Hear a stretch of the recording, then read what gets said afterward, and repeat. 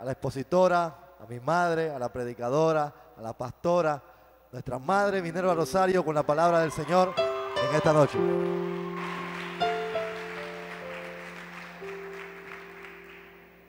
Sean todos muy bendecidos. Hoy me oigo mejor. Allá, ¿se oye bien? ¿Se oye bien? Ok. Yo no me pierdo.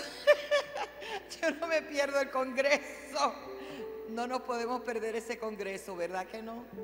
Nosotros los jóvenes tenemos que ir al congreso.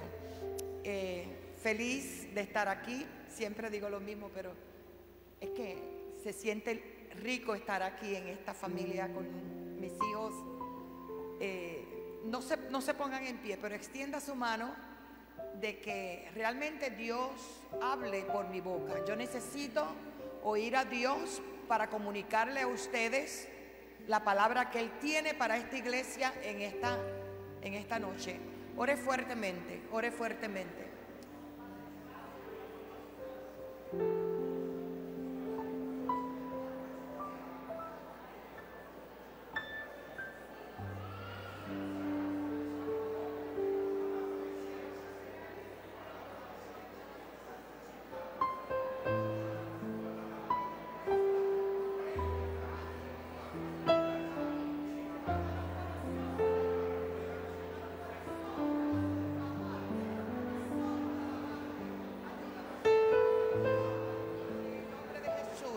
Lo declaramos hecho. Amén. Para nosotros es sumamente importante cuando nosotros nos paramos ante una congregación a predicar la palabra de Dios. Y muchas veces, pues nosotros como que tenemos dos pensamientos.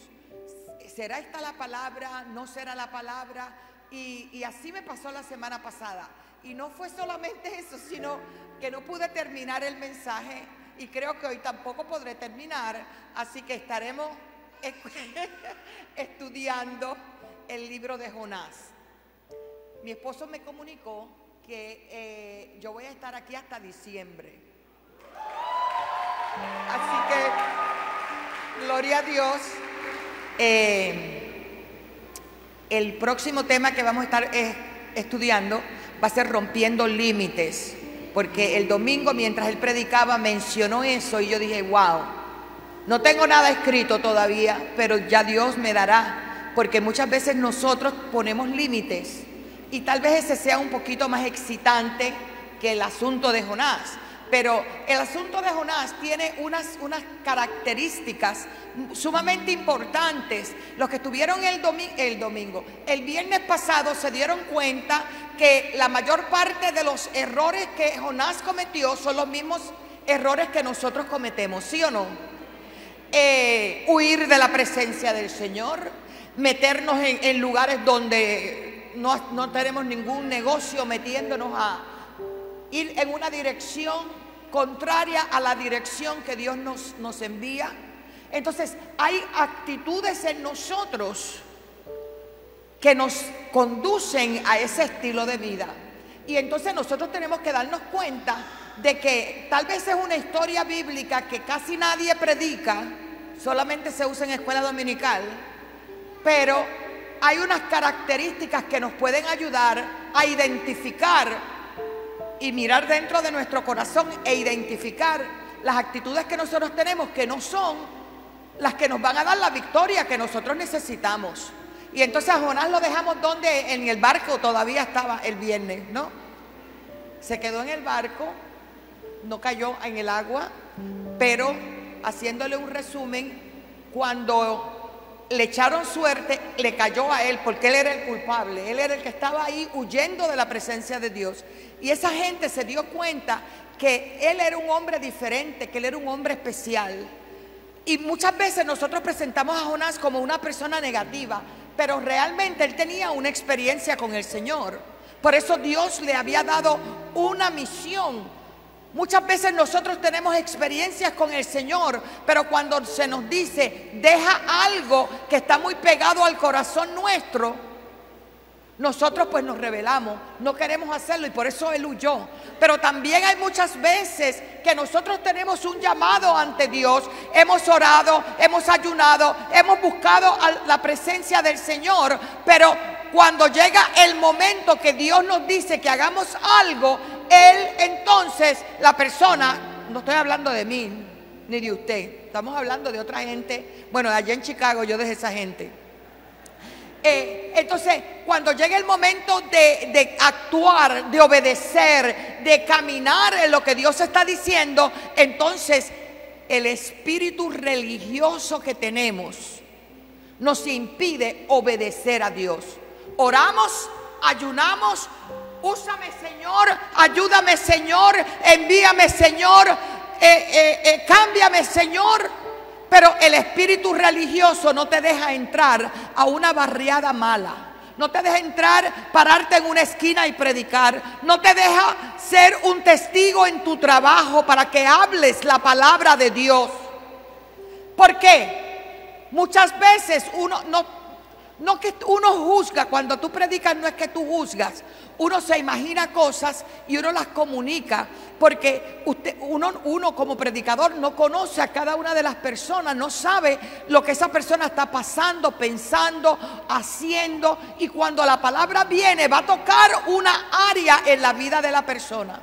Entonces, muchas veces nosotros no queremos ir a la asignación que Dios nos da por el prejuicio religioso que nosotros tenemos. Porque nos creemos superiores a esa gente pecadora.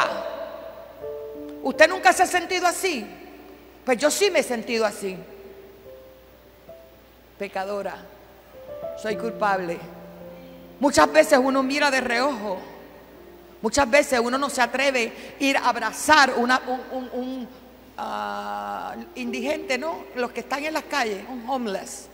Una persona que no tiene hogar. Muchas veces tú vienen por un lado un borracho y tú das la vuelta por el otro lado. O un drogadicto. No, yo no le voy a dar porque va a usarlo por droga. Mira, a mí no me importa en lo que lo va a usar. Él me pide, yo le voy a dar. Entonces, nuestros prejuicios también pueden impedir que nosotros obedezcamos la palabra del Señor. Entonces, ¿estamos exentos de pecar? No. ¿Estamos exentos de desobedecer? No. Porque hay veces que la voz de Dios es tenue, no es clara, no es como trompeta. A él Dios le habló como trompeta porque necesitaba escuchar la voz como trompeta de Dios. Pero aún oyendo la voz de Dios claramente, él huyó de la presencia del Señor. Yo le pido al Señor que la gente de esta iglesia, que nuestros hijos aquí en el oeste, pues podamos verdaderamente ser aquellos que dicen: ahí voy a estar, voy a enviar a mi hijo, voy a estar en el Evangelio Cambia, voy a trabajar, voy a hacer lo que el Señor pone a mi mano a hacer. Otros dicen: bueno, a mí Dios nunca me ha hablado, a mí Dios nunca me ha dicho que haga nada, pues por eso yo no hago nada. Lo siento mucho por ti, porque la Biblia dice que todo lo que te venga a la mano para hacer, hazlo. Si te dicen vamos para el río, tú vas corriendo para el río, ¿verdad que sí? Jóvenes, adultos, damas y caballeros, vamos para el río. Pero te dicen vamos a evangelizar. No, no puedo, porque hay otras cosas más importantes. Hay otras cosas más importantes. Entonces, ¿cuál es mi exhortación en este día? Que nosotros verdaderamente nos apasionemos por Jesús y aprendamos que en medio de las circunstancias, en medio de nuestro problema, en medio de la dificultad más recia, que nosotros aprendamos a orar. Y no sé exactamente cómo Dios nos va a dirigir en esta noche. Perdón, si pudieran cambiar la cámara. Cómo Dios nos va a dirigir en esta noche. Pero hay un pensamiento que vino a mí y creo que lo vamos a ejecutar. Ok, el segundo mensaje sobre Jonás es oración. ¿Cómo orar cuando estás en medio de la prueba?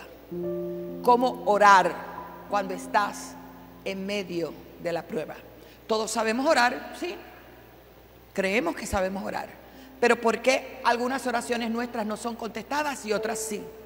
Porque la oración eficaz es una oración efervescente que tiene que salir del espíritu, del corazón.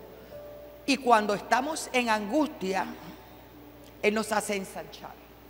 Cuando estamos en dificultad, ahí es que sabemos de qué material estamos hechos. Si vamos a huir o vamos a confrontar la situación. En el caso de Jonás, él no podía huir, porque ¿dónde estaba Jonás? En el pez. ¿Dónde estaba Jonás? ¿A dónde va a huir? Y vas a encontrarte en situaciones que tú no puedes huir, que tienes que quedar ahí. Y lo único que tú puedes hacer, miras para la derecha y no ves respuesta. Miras para la izquierda, tampoco. Enfrente no ves nada, ni atrás. Estás buscando, pero arriba. Hay que mirar hacia arriba. ¿Cómo vamos a hacer? Hacia arriba. Mirando hacia arriba. Así que, en el nombre del Padre, del Hijo y del Espíritu Santo, así que vamos a comenzar, ¿ok? Le pregunto en esta noche, ¿sabemos orar?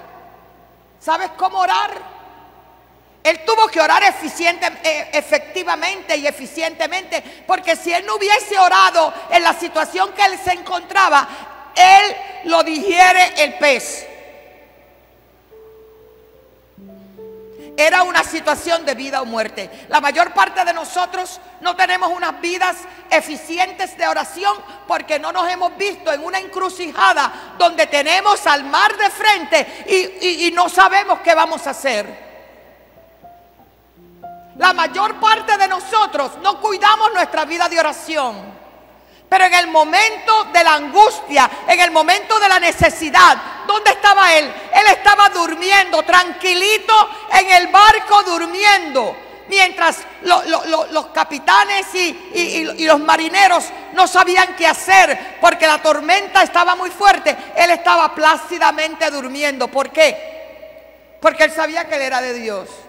Y aún así, él dice, écheme en el mar. Él no sabía lo que le estaba esperando en el mar. Hay veces que nosotros no sabemos lo que nos está esperando, pero Dios había preparado un pez. Y por lo menos en el pez podía tener un lapso de tiempo para recapacitar y obedecer la palabra que Dios le había dado.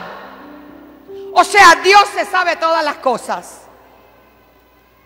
Él no sabía cómo iba a terminar el asunto. A él no tenía una palabra de nadie. Nadie le había dicho cómo iba a terminar el asunto. Pero él sabía que él tenía un Dios y él tenía conexión con ese Dios. Y que él había sido enviado en una misión. Él se había desviado. Pero él decía, yo no sé cómo va a ser esto, pero yo sí sé que yo no he terminado con la misión que Dios me dio. Muchas veces nosotros abusamos, como que no las creemos, porque no, Dios no ha terminado conmigo todavía. Pues mira, apresúrate para que Dios termine. ¿Cómo provocar un rompimiento en el mundo espiritual? Por medio de la oración. Él necesitaba una respuesta. Muchas veces tú también necesitas respuesta. Necesitamos respuesta. ¿Y cómo vamos a recibir esa respuesta? Por medio de la oración. Oración candente, oración determinada, oración donde le confesamos la palabra a Dios, porque Él ha jurado por Él mismo. Él ha dicho que ha jurado por Él mismo, que su palabra no cambia. Entonces, cuando tú utilizas la palabra para orar, esa palabra tiene una respuesta. ¿Por qué? Porque Él ha jurado por Él mismo. Y por eso Él no cambia. Tú que sabes que la oración que Él oye y contesta es la oración que está basada en la palabra de Dios. ¿Por qué? Porque Él ha dicho que esa palabra no volverá atrás vacía. Como señal de enseñanza, no oremos el problema. No oremos lo que ves. No oremos lo que oyes. No ores lo que tú puedes tocar. O sea, tu oración no puede ser basada en los 5 sentidos. Porque si es una oración basada en los 5 sentidos, será una oración carnal. ¿Quién es el carnal? Y esto nuestro Padre nos lo ha enseñado muchas veces. ¿Quién es el carnal? El que depende de los sentidos sensoriales para comunicarse en el mundo del espíritu. Ese es el carnal. El carnal no es, bueno, es carnal también el que está adulterando, fornicando y haciendo esos pecados. Simplemente cuando tú utilizas los 5 sentidos de la carne para tratar de conectarte con el mundo del espíritu, eres carnal. Pues mira, yo tengo que oír un corito, X corito, para yo poder sentir algo en la iglesia. Ay, no, el culto estuvo flojo porque yo no rompí 4 sillas, yo no di 40 patadas, yo no moví. No, estuvo flojo. ¿Por qué? Porque eres sensorial. Estás dejándote llevar por los sentidos, por lo que sientes, por lo que te rodea. Para tú tener una oración eficiente y eficaz, tú no puedes dejarte llevar por las cosas que te rodean. Tú vas a seguir insistiendo en la oración. ¿Cómo lo hacemos? Padre, en el nombre de Jesús, yo no recibo en el nombre de Jesús esta enfermedad. Esta enfermedad se tiene que ir. Y ahí tú persistes. Por tus llagas ya yo fui sanada. 2000 años atrás tú moriste en la cruz del Calvario. A ti te laceraron, a ti te pegaron, te arrancaron las barbas, te pusieron una corona de espinas. Por lo tanto, para que yo no tuviera que sufrir esta enfermedad. Y ahí tú te paras y lo dices hasta que se hace el milagro. El hijo inconverso, ahí tú te paras y oras. No he visto justo desamparado ni su simiente que mendigue pan. Ese hijo mío es prosperado. Ese hijo mío viene, cree en el Señor Jesucristo y será salvo tú y tu casa. Mi hijo es salvo. Mi hijo puede estar haciendo lo que esté haciendo. Puede llegar borracho, puede hacer droga, puede estar con mujeres, puede estar jugando el dinero, pero lo que él hace no te puede mover y cambiar tu oración. ¿Por qué? Porque la oración, cree en el Señor Jesucristo, tú y tu casa, es la base de tu oración. Es la eficacia, la sustancia de tu oración. ¿Por qué? Porque Dios lo dijo en su palabra.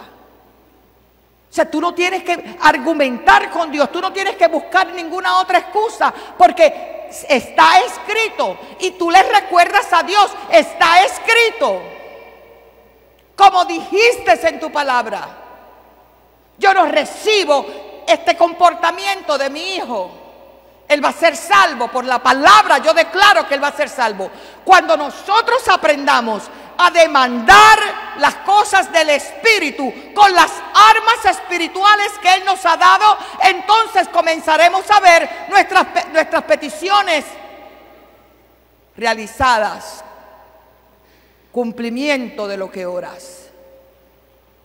Pero solamente una oración: Señor, bendíceme a mí, Señor, sálvame a mí, Señor, cámbiame a mí, transfórmame a mí. O sea, es una oración egocéntrica. No, la oración efectiva es la que alcanza, la que se lanza y alcanza las cosas que están en el mundo del espíritu y las trae al mundo natural, porque todo lo que nosotros necesitamos está en el mundo espiritual.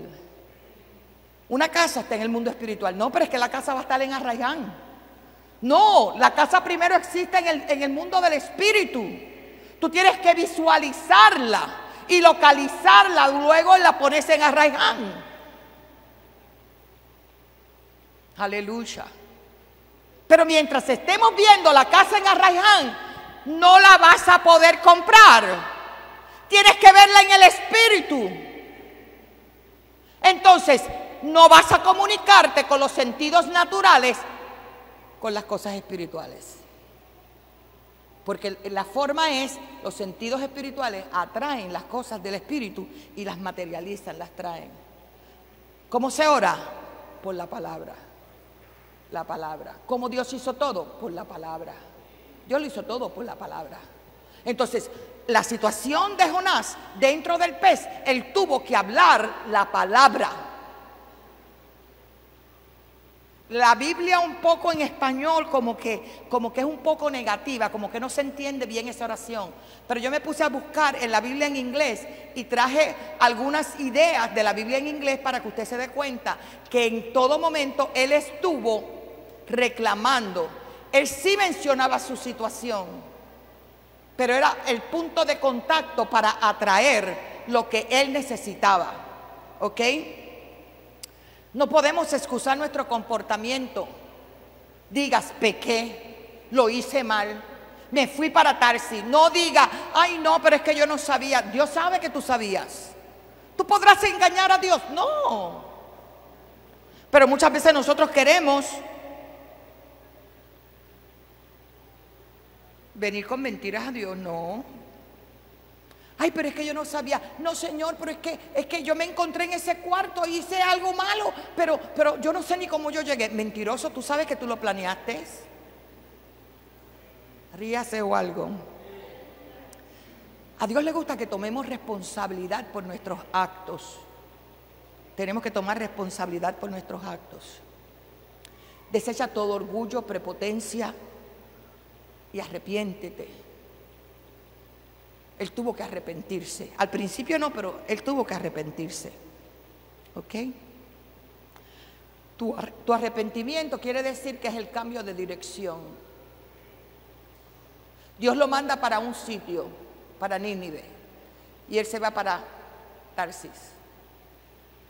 Cuando tú te arrepientes, tú tienes que dar un cambio de dirección. Cuando alguien viene aquí y se convierte a Jesús, es un cambio de dirección. El que robaba no roba más. El que adulteraba no adultera más.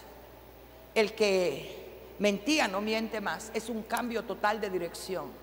Ibas hacia el mundo, ibas hacia el pecado, ibas hacia la muerte, eras esclavo de Satanás. Pero entonces al venir a Jesús tú tienes que darle un cambio completo e ir en dirección completa. El arrepentimiento, cuando nos arrepentimos, tiene que haber un cambio de dirección. No te puedes ir a Tarsis. No puedes seguir insistiendo que vas para Tarsis. Tiene que haber un cambio de dirección. Diga, cambio de dirección. Yo tengo que cambiar mi dirección. Nosotros estamos pidiendo cosas grandes, pero tiene que haber un cambio de dirección. Estamos pidiendo avivamiento, estamos pidiendo que la gloria venga, pero sentado en un sofá, la gloria no va a venir. Hay que orar, hay que ayunar, y no solamente los líderes, el cuerpo completo que va a ser beneficiado. Hay que orar y ayunar. Si nunca has orado, si nunca has ayunado, pues mira, hoy es el día. Tiene que haber un cambio de dirección.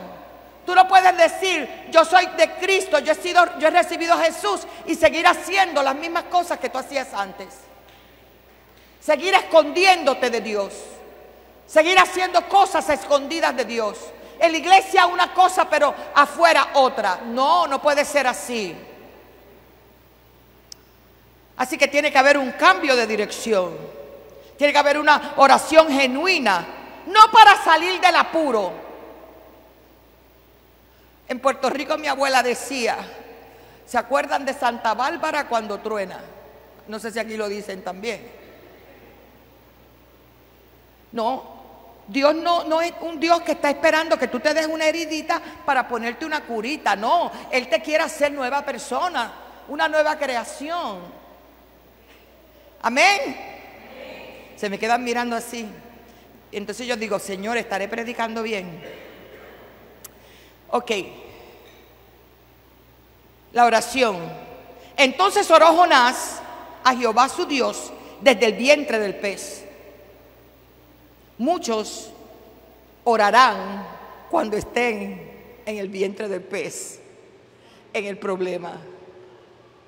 Muchos orarán cuando tienen una enfermedad incurable.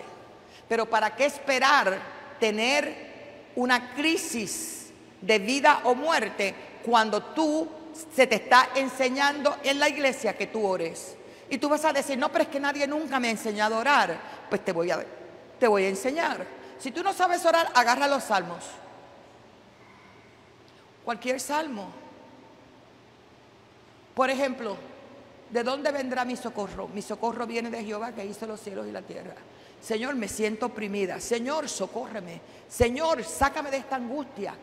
Libérame de esta persecución. Tú eres mi Dios. Tú lo puedes todo.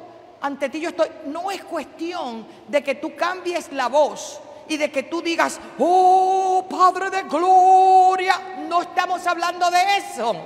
Estamos hablando que tú con tu voz normal le vas a decir, vas a abrir tu corazón. Señor, mira, pero no vengas simplemente con lo que necesitas, porque Él no es un supermercado que tú llevas la listita de compra y bueno, necesito una manzana o una pera, porque estamos en vegetarianos, ¿verdad?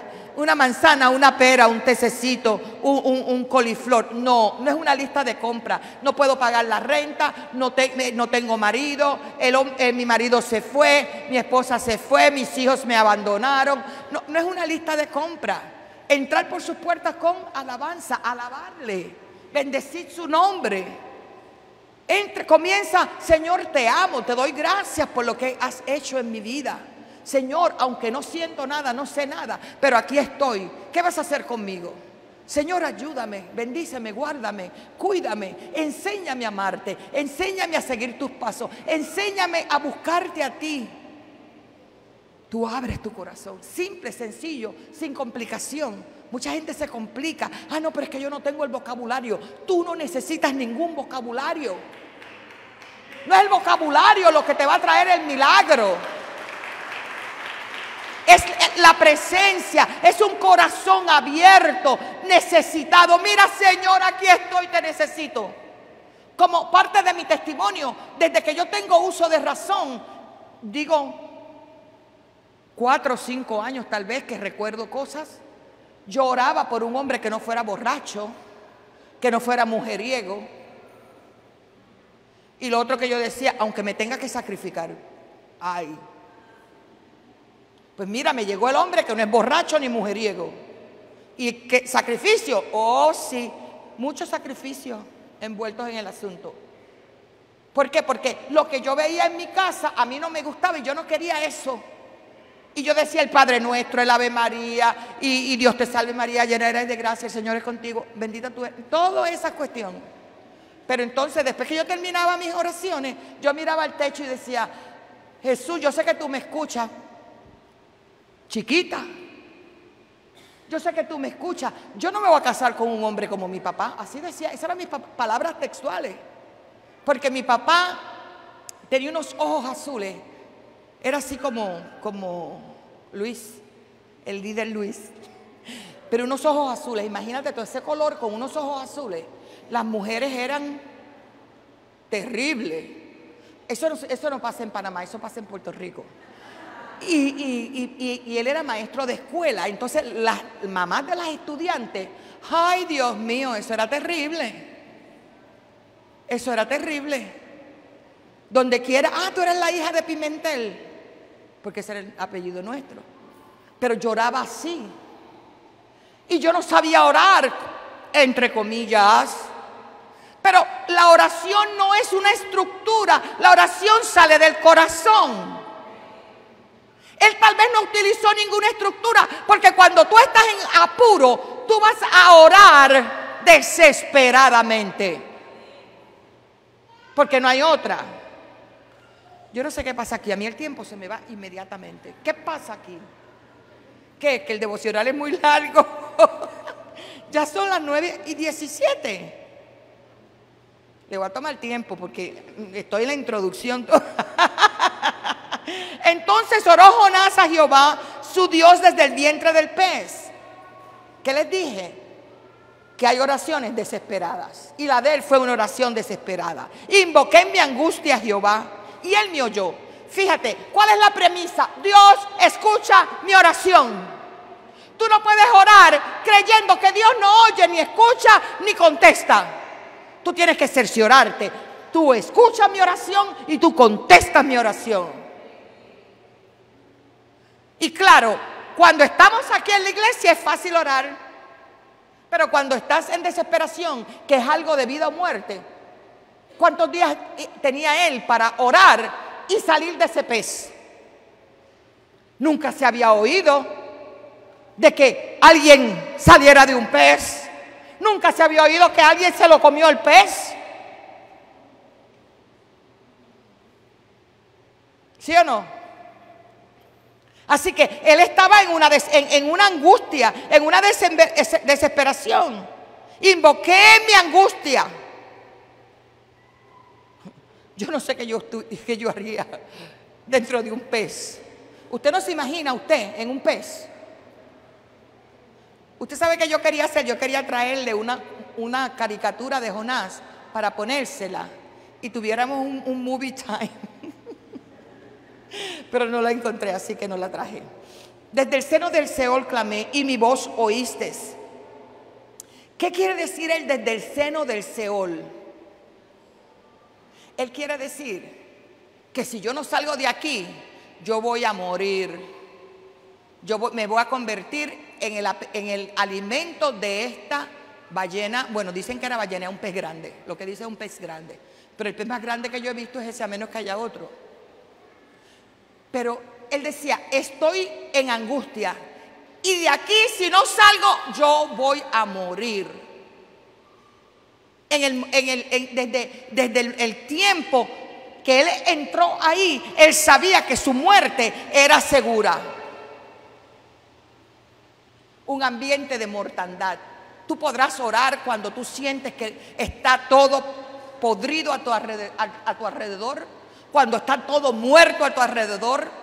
¿Cuántas personas tal vez habían esqueletos ahí de gente que había muerto? Por eso él se sentía como si estuviera en el Seol. Tú sabes que hay gente que tiene que descender ahí para poder reconocer que hay un Dios y rendirle su corazón al Señor. Tienen que pasar por una prueba fuerte. Y no, mira, Dios te está llamando, Dios te ama. Él no quiere que tú pases por situaciones putrefactas, porque alrededor de él estaba todo podrido. Todo lo que ese animal se comió, él estaba enredado en todo eso. En ese momento, no te atrevas a culpar a Dios. Cuando te encuentras en la dificultad, la mayor parte de las veces, las circunstancias que nos rodean son porque nosotros mismos las hemos atraído con nuestra actitud. ¿Ok? Me echaste en lo profundo. ¿Quién echó a Jonás a lo profundo? ¿Ah? Él dice que fue Dios. Dios es el que te pone la cascarita para que te caigas. Dios no pone cascaritas para que uno se caiga. Él se metió en el pez. ¿Por qué? Porque Dios le dijo que hiciera algo y él fue y hizo otra cosa.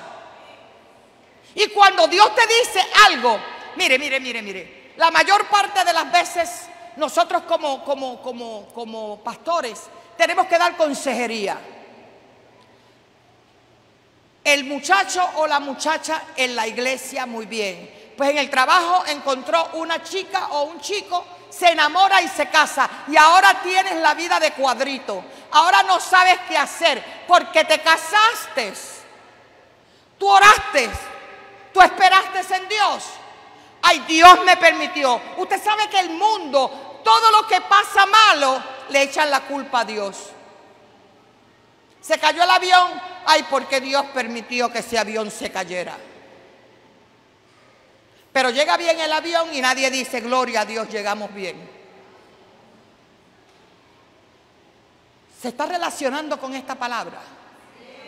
Entonces, que mi hijo no está sirviendo al Señor. ¿Qué hiciste tú con tu hijo cuando se estaba criando?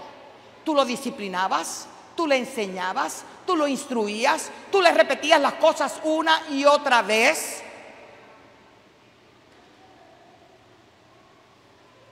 ¿Cuántas madres?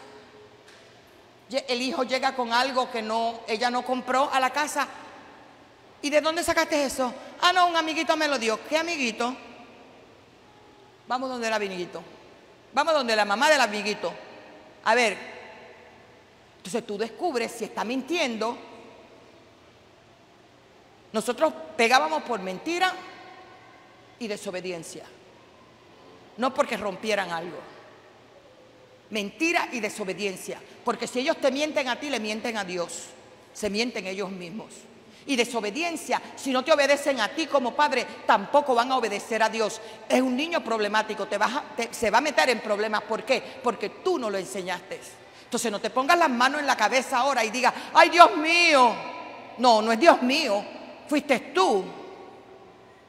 Tú lo criaste, tú lo enseñaste y tú le dejaste pasar las cosas. Ejemplo. No te voy a dejar quieto. Te quiero mucho, Luisito. No. Ok. Así que no te atrevas a culpar a Dios. Me echaste en lo profundo, en medio de los mares. No fue Dios quien lo echó. Usted sabe cómo nosotros le decimos a esa gente: quejabanza. Siempre se están quejando. En vez de alabar, alabanza, es quejabanza. ¿Por qué estoy en esta situación? ¿Y por qué me pasa esto a mí? ¿Y por qué no?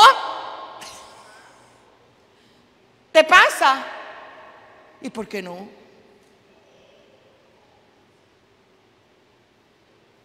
Es como mi esposo dice muchas veces: hay muchísimas cosas malas que le pasan a gente buena y hay muchísimas cosas buenas que le pasan a gente mala. Pero cuando te da bendición, aleluya. Pero cuando viene la dificultad, yo reprendo al diablo. ¿Y por qué yo? ¿Y por qué no? Ay, ay, ay, les amo. Así que sigue la quejabanza aquí. Me rodeó la corriente y todas sus ondas y sus olas pasaron por mí. Muchas veces nosotros estamos orando y lo que hay es una contradicción. El alma y el espíritu. Citas la palabra, pero entonces viene el alma. Y el alma quiere posicionarse. Porque el instrumento que Satanás utiliza para sujetarte y que no recibas lo bueno de Dios es tu mente. Todo dardo encendido del maligno. Todo dardo de fuego encendido del maligno. En tu mente. Ahí es donde tú dudas. Tu espíritu no duda. Es tu mente. ¿Será o no será? ¿Dios lo querrá o no lo querrá? Si está escrito es para ti, amor. Agárralo, toma posesión. Entonces dijo, desechado. Busqué la palabra en inglés. Dice vanish from your sight. Vanish quiere decir que desapareció. O sea, en esta situación que yo estoy, yo he desaparecido de la presencia de Dios. No existo. Para Dios no existo. Esa es una contradicción. Esa es una contradicción. O sea, tú no vas a recibir la bendición de Dios y la respuesta a tu oración cuando tú tienes pensamientos negativos de lo que es Dios, de lo que representa a Dios. ¿Cómo fue que él empezó la oración? Él comenzó orando. Invoqué en mi angustia a Jehová y él me oyó. Y entonces ahora soy invisible delante de ti. ¿A usted no le ha pasado eso? Que a medida que va pasando el tiempo, como que la oración se va poniendo más intensa y como que comienzas a dudar de que Dios hará lo que él ha prometido. Él lo prometió, él lo va a hacer. He sido, como decir, desterrado. Me han sacado de circulación. Como si no existiera. ¿Ok? Desechado soy delante de tus ojos, mas aún veré tu santo templo. ¿Ven la contradicción? Ya él podría estar fuera del pez. Pero esa contradicción en la oración no permite que él reciba lo que él necesita, ese milagro que él necesita para salir de ahí. Mas aún veré tu santo templo, miraré otra vez hacia tu santo templo, contemplaré. O sea, no importa lo que me está pasando, aunque he sido como tirado para un lado, yo traigo a la memoria cuando yo estaba en tu templo. Yo miraré hacia tu santo templo y yo haré memoria de lo que pasó cuando yo tenía intimidad contigo en tu templo. Y el templo no necesariamente tiene que ser este templo. El templo puede ser en tu cuarto cuando tú orabas, que Dios descendía. ¿Ok? La fe y la esperanza tiene que volver a nosotros como iglesia y como individuos, para que Dios pueda escuchar nuestra oración. La fe y la esperanza, la comunión, la confesión de lo que la palabra de Dios dice, tiene que venir a nosotros, porque de otra forma no vas a salir de esa situación. Él pensó que cuando lo tiraran al mar, la situación de él iba a cambiar. No, cambió la de los marineros, pero la de él no. Ahí fue que comenzó la prueba de él, si iba a adorar o iba a seguir quejándose y huyendo. Si nosotros miramos a Isaías 53, dice: despreciado y desechado entre los hombres, varón de dolores, experimentado en quebranto, como que escondimos de él su rostro, fue menospreciado y no lo estimamos. Usted sabe que Jonás tiene varias similitudes, se dice, con Jesús. Jesús en la cruz fue desechado. Jesús en la cruz fue abandonado. ¿Por qué? Porque el pecado. Y fíjate, Jonás iba a llevar una palabra de liberación para que un pueblo saliera de pecado. Y Jesús tomó ese pecado para que nosotros saliéramos de pecado. ¡Wow! Nosotros tenemos que entender que muchas veces nos vamos a sentir solos, que muchas veces nos vamos a sentir desechados, que muchas veces vamos a ser criticados y señalados en tu trabajo, en cualquier lugar donde en tu vecindario, con tus amistades. ¿Por qué? Porque tú estás representando un reino, tú estás representando una familia, tú estás representando algo grande de Dios, aleluya. Y eso mismo que experimentó Jonás, lo experimentó Jesús en la cruz. Jonás fue en el pez, Jesús fue en la cruz. Jesús no huyó de su propósito. Él sí trató de deshacerse de: Señor, si es posible, pasa de mí esta copa, que no tenga que sufrir, que no tenga que ir a la cruz, si es posible. Pero él sabía que no había otra forma. Mira, ya Jesús fue crucificado en la cruz.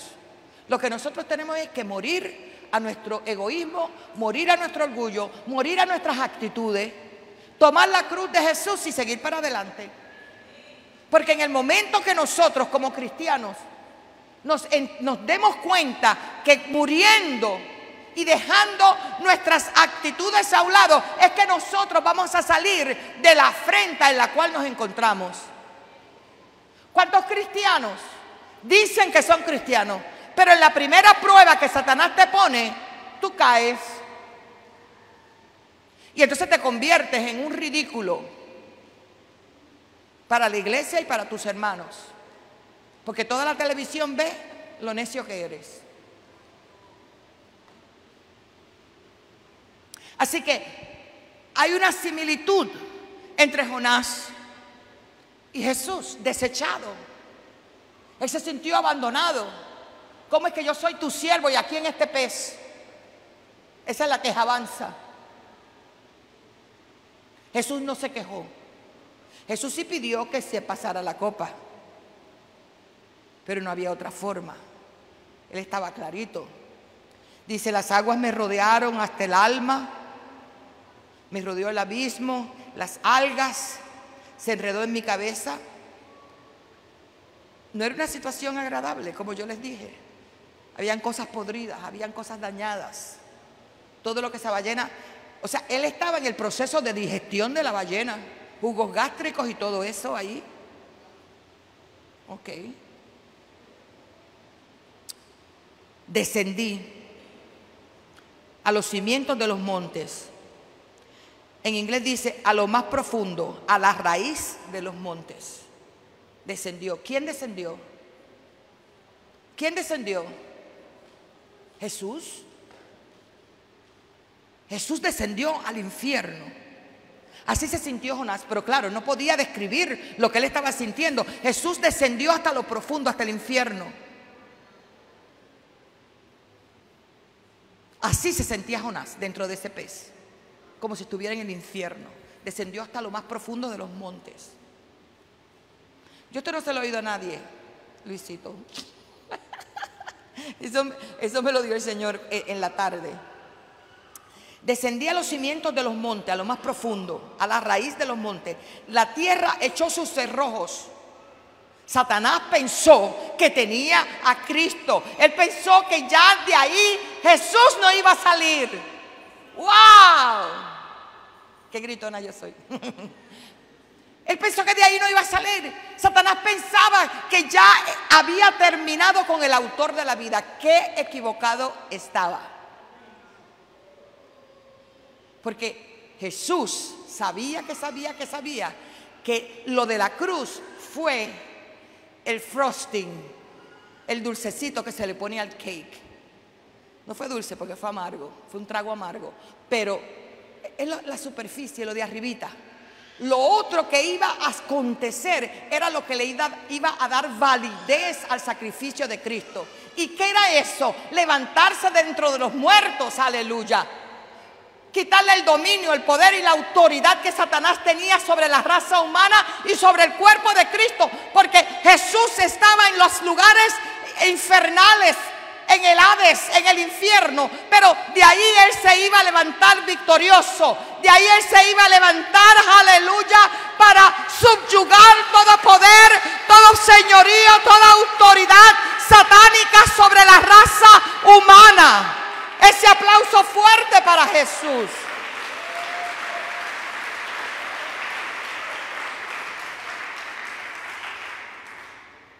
Él pensó que Él se iba a quedar ahí. Dice que cerraron los cerrojos. Se cerró. Se fue la esperanza. Se fue la paz. Se fue la fe. ¿Por qué? Dijo, en esta situación donde yo me encuentro no hay salida. Echaron unos cerrojos, me encerraron aquí. Jesús sabía que se iba a levantar. Yo realmente no sé si Jesús tenía el conocimiento a priori. ¿Entienden lo que es a priori? ¿Saben lo que es a priori? ¿Sí? El conocimiento a priori de todo lo que se iba a desarrollar a favor de él. No sé, pero yo sí sé que él tenía fe de que su padre iba a cumplir la obra perfecta y completa con él, no importando lo que tuviera que suceder. Pero Jonás no sabía. Él dijo, la tierra echó sus cerrojos sobre mí para siempre, mas tú sacaste mi vida de la sepultura, oh Jehová Dios mío. Vuelve otra vez a lo positivo, vuelve otra vez a orar eficientemente. ¿Cuál es la verdadera oración? La verdadera oración es la que no importa las circunstancias, yo estoy con mi Dios y mi Dios me va a sacar. No sé cómo me va a sacar, pero Él me va a sacar.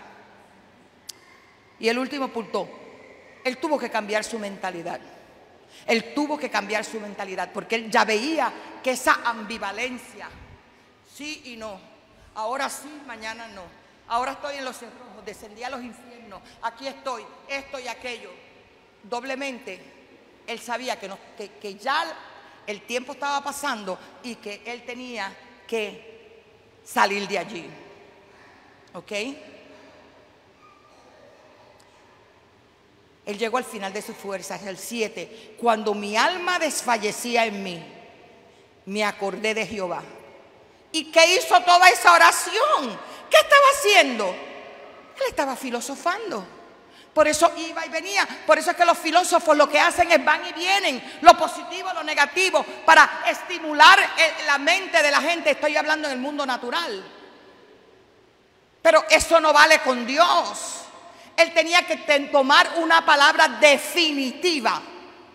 Cuando mi alma desfallecía en mí, me acordé de Jehová y mi oración llegó hasta ti en tu santo templo. Él estaba orando anteriormente como que la oración no salía del pez, pero ahora entonces él se posiciona en la autoridad de la palabra y de la relación, porque él tenía una relación con Dios. Tú te tienes que posicionar en la autoridad de la palabra y en la relación que tú tienes con tu Padre Celestial. Claro, eso es el Antiguo Testamento, pero ahora, por medio de la sangre de Cristo, nosotros tenemos una posición que podemos venir en contra del diablo, en contra de las circunstancias, y en el nombre de Jesús declarar la sangre, declarar el sacrificio, declarar la resurrección, y sabemos que tenemos la respuesta, que vamos a salir adelante, que vamos a salir del lugar donde estamos estancados. Emprisionado, porque él estaba emprisionado. Jesús estaba emprisionado en el Hades, en el infierno. Mi oración llegó hasta ti en tu santo templo. Los que siguen vanidades ilusorias, la otra versión dice, los que se apegan a los ídolos, los que están en necesidad, en angustia, en dificultad, y en vez de clamarle al Dios Todopoderoso, se apegan a los ídolos. Ellos piensan que los ídolos pueden oír, que los ídolos pueden contestar. Los ídolos no oyen ni contestan. No tienen oídos para oír.